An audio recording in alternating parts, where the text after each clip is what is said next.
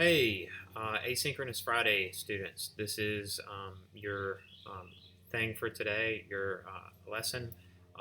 So many of y'all understand that image through text submission box is right here. Here's an example of the project. Today we're going to go off that and go a little bit further, but I'm also going to set y'all up in the right steps. Make sure that if you watch today's video, you might want to go recheck your work, make sure you did it right. Okay, so I'm in Photopea right here. I'm going to start a new project. I'm going to choose inches. I'm going to change that to 11. I'm going landscape. If you went portrait, that's fine. I'm going to go 8.5. And I'm going to definitely make sure my resolution is at 300. That is photo resolution size. Create. Okay. So I have my file right here. And if you're in Photoshop, you would have done the same thing. File, new, and gone ahead and created it like that. I'm going to go to File, Open. And I went to Pexels and I downloaded a couple of shots that I'm going to end up using for this to work. And that being said, it's the one I'm going to be using is called Field, but you can use whatever image you want.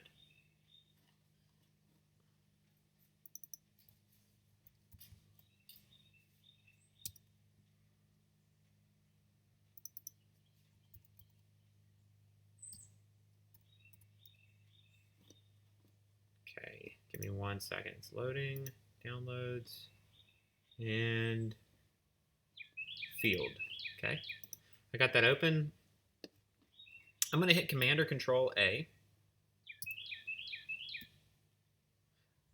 Command or Control C. And then I'm going to go to the new document. And I'm going to hit Command or Control V.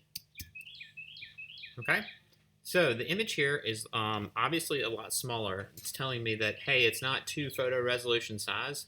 If it was to photo resolution size and it was really good, I would be making this a little bit smaller. But it's a good image, but that's just to be mindful of what you're working with. If you paste an image here and it's really tiny, that means you're using a really low resolution web graphic, and you don't want to use that.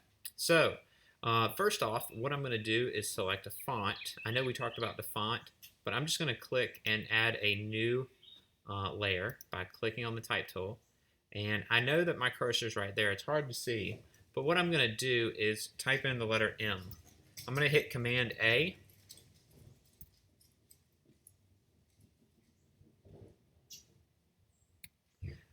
From hitting Command A, I'm going to hover over the size button right there, and I'm going to click and drag the letter up.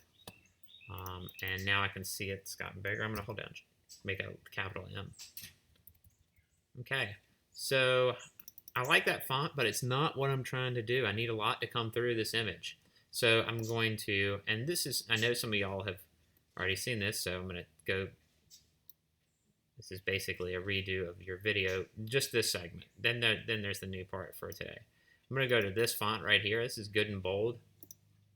Okay, I like that. Make it a little bit bigger. And boom, it's there. I'm going to Command or Control click on this area right here. Okay. That creates marching ants going around my image. I'm going to turn the eyeball off. Still, and I'm going to go to my layer. From the layer panel, I'm going to select, I clicked on layer 1. Now I'm going to select layer mask. Okay, now I've created and this is where we were last time in class. Now the lesson for today, I'm going to go ahead and get rid of the text layer. I don't need it anymore. It's done what I needed it to do. I'm going to add a color fill on top of this. That's the lesson for today. So I'm going to go to New Layer, right down at the bottom. I'm also going to select Layer Adjustment, right here. And I'm going to go Color Fill. And I can see that put the color red. I'm going to use the blend mode. I'm going to change that to color. And I can see that it is changed my color to red. Here's the thing. If there was any other images underneath it, they would also be red right now. We only want this letter to be red.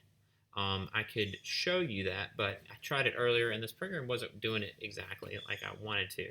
But I promise you, just listen to me on this, that we're going to have to make this red only affect this layer. And so I'm going to come over here, right here, and I'm going to hold down I'm going to hold down Option, and I'm going to click right there. I'm going to hold down Option. Okay, I'm going to do that again so you can see. I'm holding down Option or Alt, and I'm clicking, and this little down arrow is happening. And this little down arrow means, hey, I'm just going to take this color red and put it on only on the layer directly below me. And that's what I want. Okay, so that's cool. Now the problem is, what if I want to move this? It's not letting me move it anywhere. Okay, so that's, and if I select auto select, let's see what happens. No, I can't move it. Okay, so I'm going to click on the top layer and hold down Shift and click on just this. I'm going to click on these two layers, the color fill and the mask layer. Okay, I'm going to click the folder button. By clicking the folder button,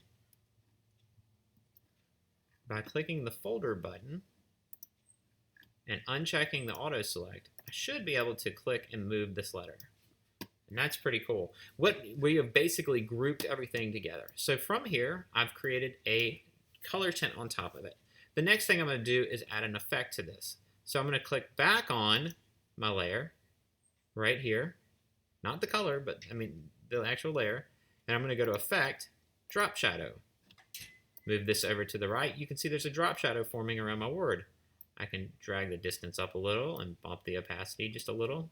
And it looks realistic. Shoot for realistic. I changed the blend mode to normal, but I like the way it looked originally, and I can see an effect of it looking right there. Okay, so there's my first letter. That's creating a color tint and a drop shadow to the effect. All right, and that's today's lesson. You're going to try to get to that, screenshot, and share in the Jamboard on the stream your progress today. Signing off.